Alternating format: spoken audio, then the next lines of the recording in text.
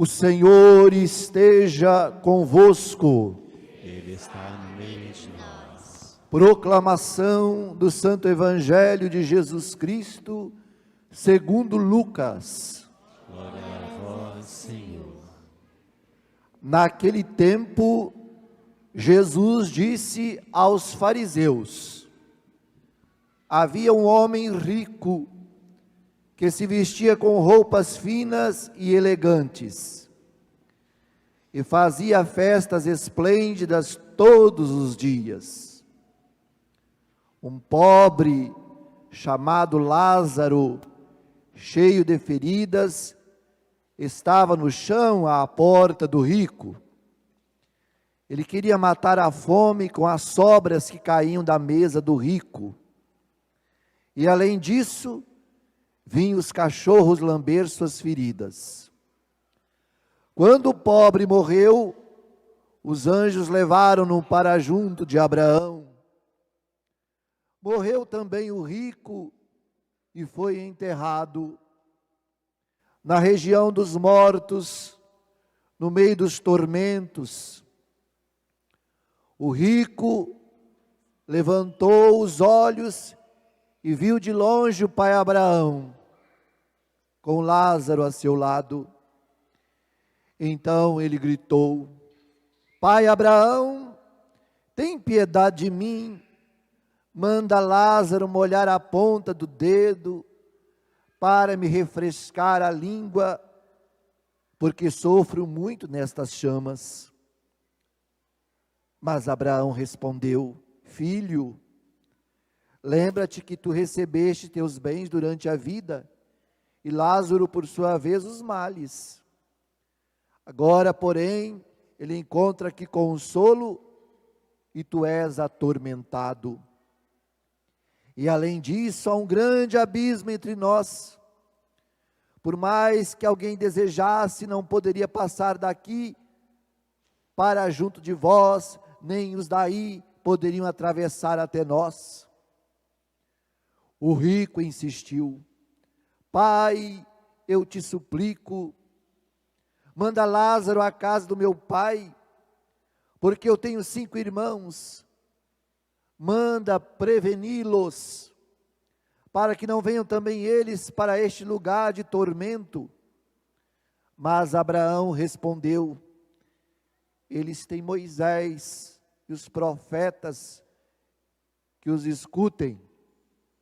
O rico insistiu: não, pai Abraão, mas se um dos mortos for até eles, certamente vão se converter. Mas Abraão lhe disse: se não escutam Moisés, nem os profetas, eles não acreditarão, mesmo que alguém ressuscite dos mortos. Palavra da salvação. Glória a vós, Senhor.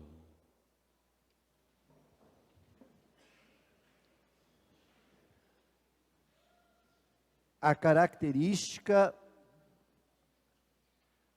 do profeta é a característica que está dizendo hoje, está apontando Paulo, apóstolo, a Timóteo. Como deve ser um homem, uma mulher que tem aguçado a profecia. Então Paulo diz: o profeta, tu és um homem de Deus, Timóteo. Primeiro, ser de Deus. Ser de Deus, aceitar Deus, crer que Ele existe, crer na sua palavra, na sua obra, e crermos que dele viemos e para Ele voltaremos. Princípio básico da fé cristã. Depois, o homem que garante a profecia, eu estou falando de profecia bíblica, não estou falando de cartomante, nem de horóscopo, nem de vidência, nada disso. Isso você vê aí no jornal todo dia. Estou falando da profecia do homem justo, do homem de Deus. Foge das coisas perversas. Não seja perverso com ninguém. Foge da perversão. Depois, procura a justiça. É justo. Tenha piedade, a fé, o amor, a firmeza, a mansidão. Características que deveriam ser nossas características, de cada um de nós. Claro que não dá para ter todas, porque senão você vai virar santo e vai subir direto. Mas você pode ter algumas: força, firmeza, fé, piedade, mansidão, amor, desejo do bem, humildade. Isso leva para o céu. Então essas características eram essas características que tinha Amós, que vocês viram na primeira leitura, escutaram. A Samaria é a terra mais alta da região de Israel. E os reinos tinham se divididos, reino do sul e reino do norte. E a Samaria era a capital do reino do norte. Mas os samaritanos estavam vivendo na opulência, principalmente os governantes samaritanos, o rei da Samaria, se sentiam seguros nas alturas da Samaria, diz o profeta Amós. Os que dormem estavam dormindo em camas de marfim, mas não olhavam quem dormia no feno, na palha. Os que deitavam em almofadas, comendo e bebendo o dia todo, mas não olhavam quem estava necessitado. Os novilhos e o gado, os que cantam noite e dia ao som da harpa, festejavam todo dia um banquete e esqueciam dos pobres. Se perfumavam com os mais finos aguentos, perfumes, e não, o problema é esse, está a chave da questão. Não se preocupam, não tem preocupação, não cai a misericórdia no coração, não se preocupam com a ruína de José. Não é José um homem, José é a população, a tribo de José, a ruína daquele povo de José. Por isso, eles irão agora para o desterro, disse o profeta. Que o profeta é um homem de oração, um homem de piedade, de firmeza, amor e de visão. Mas a visão profética é aquela visão assim: irmão, se todos os dias você esquecer e deixar de escovar seus dentes, você vai perdê-los. É óbvio. Se você tem diabetes e você se enche de açúcar, ela piora. Você pode morrer.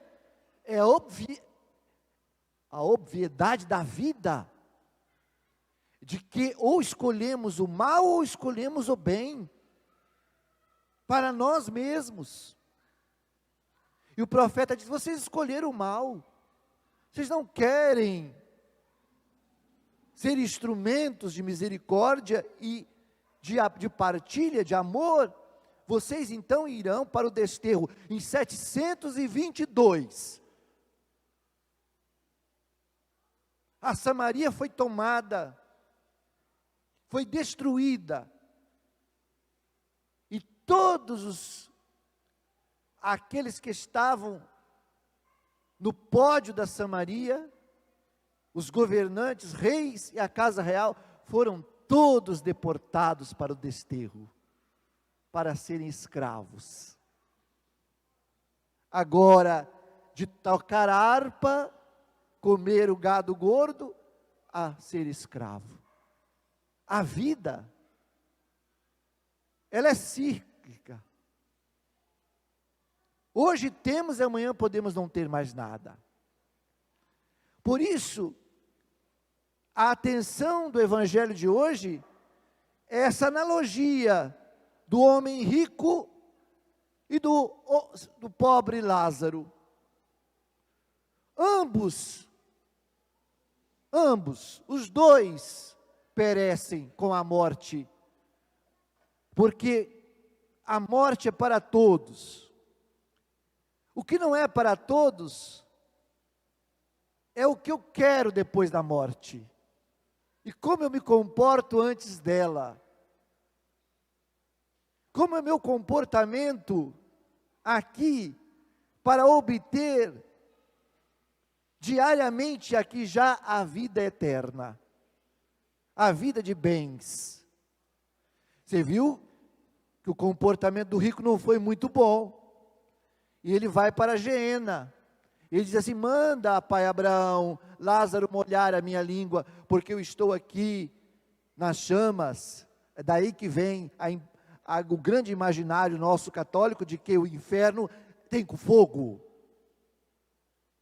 e queima, e ninguém quer queimar, que arde. E imagine uma coisa que arde sem parar, dói. E esse rico então disse assim: olha, manda. Mas Abraão disse: que ouçam então a palavra de Deus, Moisés ou os profetas, que escutem aquilo que Deus escreveu. Mas se não ouvirem nem o Moisés, nem a lei, nem os profetas, nem acreditarão que alguém possa ressuscitar dos mortos.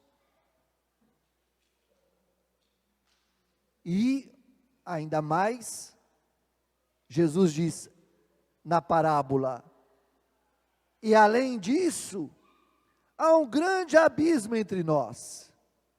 Então não vamos, a expectativa cristã é de vida eterna. A expectativa, nossa fé, não é apenas aqui, é de vida futura. Mas não podemos apenas nos apegar a este fato da vida futura. Devemos colaborar para que trazer as realidades celestes e os bens de Deus para a nossa vida terrena. Porque ser bom depois que morre não adianta nada, porque você já morreu. Ser bacana depois que você morre, ali no cemitério de Maruípe, não me interessa mais. Eu não cumprimento defunto. Ou vocês cumprimentam? Não, porque não fala, já morreu. Você vai ficar dando bom dia a cavalo. Não interessa mais olhar para o outro com misericórdia depois que ele foi. Ele não precisa mais. A misericórdia vai depender toda de Deus. O que você pode fazer é rezar por os que foram, interceder, mas lembrar que, olha, que o rico pediu para que Lázaro fosse avisar os 5 irmãos que estavam se comportando mal também. O que disse Abraão? Não, que eles escutem a palavra de Deus e eles terão um bom comportamento. Há um abismo entre nós, ninguém até hoje veio nos avisar de como é o inferno ou o céu. Teoricamente nós temos algumas visões de santos e santas, mas são visões. Mas a Bíblia vai dizer para nós de fato de como o que queremos. Se queremos céu, realidade celeste, céu, logo na catequese a gente aprende a coisa boa. Tanto é que na nossa vida católica nós fazemos coroações, aí nós colocamos anjos e céu. Nós falamos do bem, nós falamos céu. Ou então estamos vivendo bem com alguém, dizemos assim, estou vivendo um céu. Ou então a mulher está vivendo muito mal com seu marido, e ela chega para o padre e diz assim: minha vida é um inferno, o senhor não sabe o que é isso. Não é verdade? Porque você faz a sua vida um inferno também. E quanto mais você atrai o inferno para ti, mais sede você tem, e mais você pede Lázaro para molhar a tua boca, porque se distancia em abismo do céu de Deus. E o céu, eu defino assim: o céu é como aquele menininho que entrou comigo na procissão. Ele é inocente, ele é o céu. O céu dele é a coisa boa. O céu dele é estar aqui, daqui a pouco correr, comer uma pipoca, jogar bola, brincar, sorrir, se divertir. E eu queria estar na idade dele, mas não estou mais. Que a despreocupação dele é céu. Porque a pureza é o céu. A pureza de alma, a pureza de espírito, a pureza interior, a gratificação de estar juntos, de viver juntos, de estar com os amigos, de falar coisas boas, de conviver, de comungar. Por isso vocês vão levantar daqui a pouco e vão comungar do céu, que é Cristo, e vão à fila da comunhão ao encontro do céu, para se tornar mais um pequeno céu, porque eu não consigo compreender que quem comungue todo domingo não se torne melhor. Piora. Eu nunca ouvi dizer que se você está com uma infecção e você toma ali o antibiótico direitinho, no horário certo, você piore. Tende a melhorar se está bem medicado. E se a Eucaristia não medica, não faz com que você se torne cada vez melhor e nos faça homens sem perversão, da procura da justiça, da piedade, do amor, da firmeza, da mansidão. Se a igreja não é isso, e se a igreja não for assim, e não fala da igreja dos outros, não, vamos falar da nossa, porque esse negócio de estar falando da igreja dos outros, você não está lá para ver o que está acontecendo na igreja dos outros, na presbiteriana, luterana, maranata, etc.